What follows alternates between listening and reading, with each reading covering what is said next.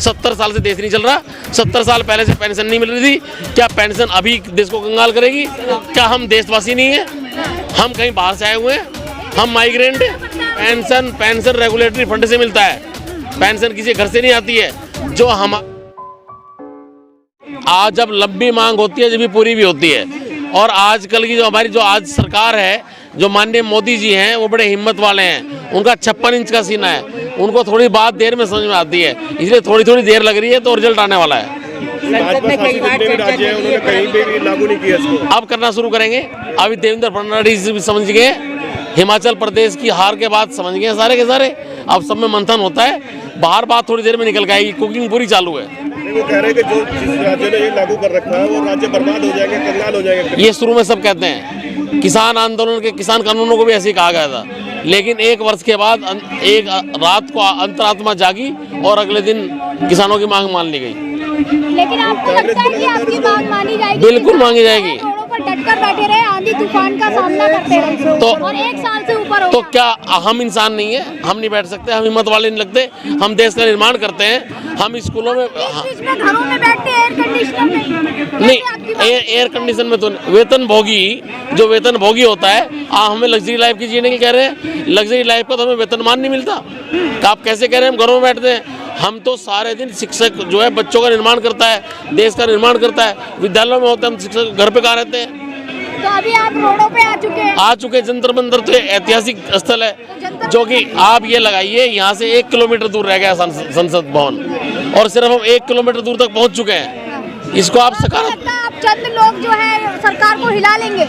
सरकारी कर्मचारी चंद ही लोग हैं, पूरा देश इसमें नहीं आएगा। लेकिन जब चंद लोग हिमाचल को हरा सकते हैं तो देश में भी पर्रे ला सकते हैं। पॉलिटिक्स कर रहे हैं यहाँ पे। आपको कैसे पॉलिटिक्स लगा? आप कह रहे हैं आपको कैसे पॉलिटिक्स लगा? हिमाचल को हरा सकते तो आपको पॉलिटिक्स पे क्योंकि हिमाचल को कर्मचारियों ने हराया, सरकारी कर्मचारियों सरकारी शिक्षकों ने हराया। इसलिए मैं कह रहा हूँ आपको, सिर्फ 36,000 वोटों से हारे। सिर्फ नहीं, नेता तो हम हैं, नेता तो हम पैदा करते हैं। नेता तो शिक्षक ही पैदा करता है, वैज्ञानिक भी शिक्षक पैदा करता है, इंजीनियर भी शिक्षक पैदा करता है, देश का निर्माण शिक्षक करता है। आप कैसे कटाक्ष कर रहे हैं हमारे ऊपर? मोदी जी से कैसे उम्मीद है आपको, बताइए। मोदी से पूरा उम्मीद है। मोदी जी हाई टेम्परेचर में पिघलते हैं, वो हाई टेम्परेचर लाना हमारे को आता है। कांग्रेस तो बिगड़ रही है। हाँ जी, कांग्रेस तो बिगड़ रही है। कांग्रेस क्या हो रही है? कांग्रेस क्या कर रही है, क्या नहीं कर रही है? हार से भाजपा सरकार डरती है, हमें ये मालूम है। देश के विकास में लगाया जा रहा है पेंशन का कुछ हिस्सा। देश के नागरिक भूखा मरे, देश को चलाने वाले सरकारी कर्मचारी जो देश को चलाते हैं वो भूखा मरे, और मतलब देश का पैसा विकास पे लगे। विकास के लिए क्या पहले नहीं लगता था? 70 साल से देश नहीं चल रहा, 70 साल पहले से पेंशन नहीं मिल रही थी।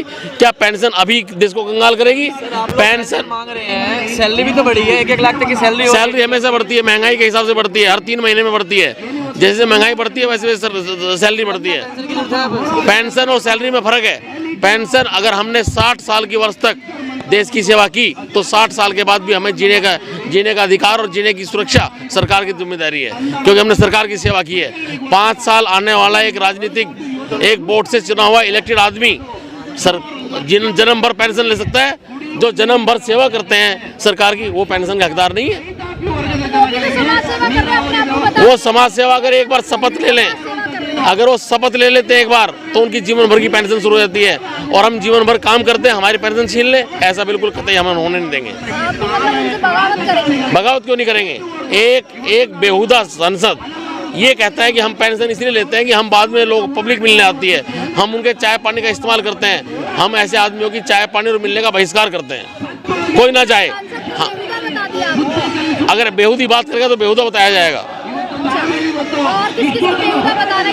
जो अगर इस तरह कोई गाली देगा कर्मचारी को, उसको बताया जाएगा ऐसे ही। प्रधानमंत्री जी तो हमने बताया, प्रधानमंत्री जी को एक दिन याद आएगा और हमारी पेंशन दे देंगे, हमें उनसे ये उम्मीद है। जिन्होंने देश की प्रधानमंत्री लगातार विकास करते हैं, आपको लगता है कि आपकी बात के लिए नहीं बैठे हुए हैं? मतलब वो क्या हम देशवासी नहीं है? हम कहीं बाहर से आए हुए हैं, हम माइग्रेंट हैं? नहीं, हम माइग्रेंट हैं, उन्हें अपने देशवासियों की बात नहीं पता। आज नहीं, उससे पेंशन का क्या मतलब है? पेंशन देश को कहाँ पिछाड़ रहा है? पेंशन रेगुलेटरी फंड से मिलता है, पेंशन किसी घर से नहीं आती है।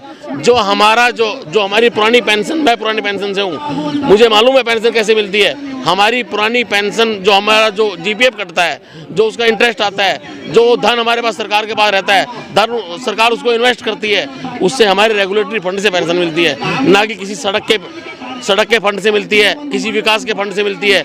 ये पेंशन रेगुलेटरी फंड से मिलती है। खबरों में बने रहने के लिए फोरम 4 को सब्सक्राइब करें और नोटिफिकेशन पाने के लिए बेल आइकन दबाएं।